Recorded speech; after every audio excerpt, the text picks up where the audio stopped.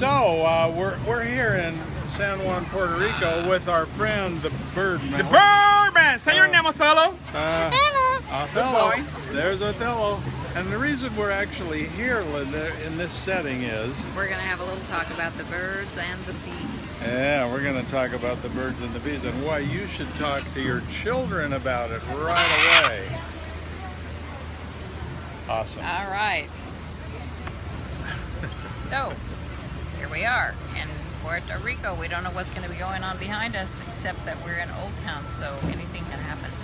We are continuing on with the subject, the birds and the bees.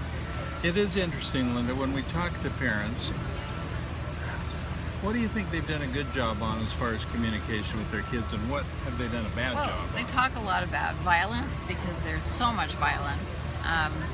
They talk a lot about drugs, and they're worried about their kids being involved with drugs and so on. But they really get into those subjects, but when we ask them, have you had the big talk with your kids about sex, they look at each other and they're like, you did that, didn't you, honey? You did it, you did it. Anyway, why is that so hard for people, do you think? Well, it's embarrassing, it's awkward, it's intimate, it's really hard to talk about with your kids, so you don't know what to say. Yeah, do you think part of it is that parents are worried that if they bring up sex too early, it'll make the kids more curious and they'll want to experiment more and they'll be in more danger? Well, part of it is that they were never talked to by their parents, so they don't know what to say. They don't know how to do. And I'm not saying everybody, because there are a lot of parents that do a great job at this, but not very many. But and so we have to advocate. Get out there and talk to your kids. And we're backed up by data, because the research shows that the earlier you talk to your child about sex, the later they will start experimenting, and the later they will become involved in recreational sexual experience. So it's a little counterintuitive. Well, especially if you keep it positive. I mean, you want to give them a positive view of sex. They'll get enough scary stuff and weird stuff from schools and their friends and the media and so on. Exactly. And that, by the way, that's the other thing that the research shows, that the best deterrent, I'm putting my finger up to emphasize that, see, the best deterrent to early sort of sexual experimentation, which happens earlier and earlier with kids, the best deterrent is for them to have in their minds a vision or an image of how wonderful sex can be with the right person at the right time. It turns out that is the thing that causes them not to want to dilute it by having early sexual experience. Right, so you're talking about real love instead of lust, which is so prevalent everywhere they turn. So we asked a bunch of parents early in our writing career, what do you want? I mean, what would help you have this very important talk with your kids?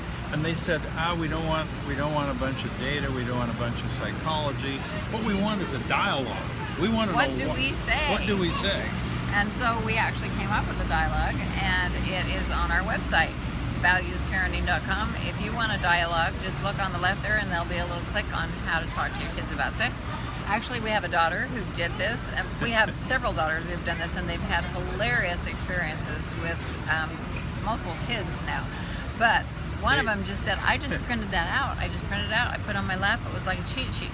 And I just read it, and he did say exactly what you said he'd say, and then I said what I was supposed to, and it was the greatest talk. So it's a real crusade for us. We want parents to have this talk.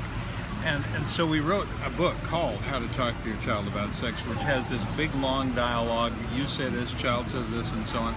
And now, like you say, it's on the website, valuesparenting.com. But here's the big question, Linda. Let's conclude with this. What is the best age? We think it's 8. Maybe that's too young 8 for some. 8 years old. Too old for some. You have to decide, but choose a birthday, choose a date, choose a time when you're going to do this. And get them to anticipate it. Have them anticipate it a little. Like a couple weeks before they've turned 8, we've said, now we are going to take you out to dinner, and then at your favorite place, and then we're going to tell you about the most awesome, amazing thing in the world that you've ever heard. We won't tell you what it is. You will not believe it. We'll give you a clue, though. It's about you. And it is going to be so incredible. So, then they get excited. One of our kids, in hindsight, said he thought it was going to be something wild, exotic flower. But it really is fun. It's one of the funnest experiences with had with their kids, they all remember exactly what they ate, what they wore, what they thought when that happened, now that they're grown adults. But also, if you have a 12-year-old and you've never talked to your child about sex, it's never too late. It's never too late. Best to start early, but never too late. And I just want to say in closing, we have given this kind of advice and this dialogue to literally thousands of parents. We have never had one come back and say, oh, I wish I hadn't done that. That doesn't mean it always goes perfectly smoothly. Maybe they just didn't tell us. But it opens the door. It's a kind of communication. Kids end up feeling, hey, if I can talk about sex with my parents, I can tell them anything. So it's a beautiful thing to do. We challenge you, bite the bullet, have the big talk with your kids about sex. Good luck.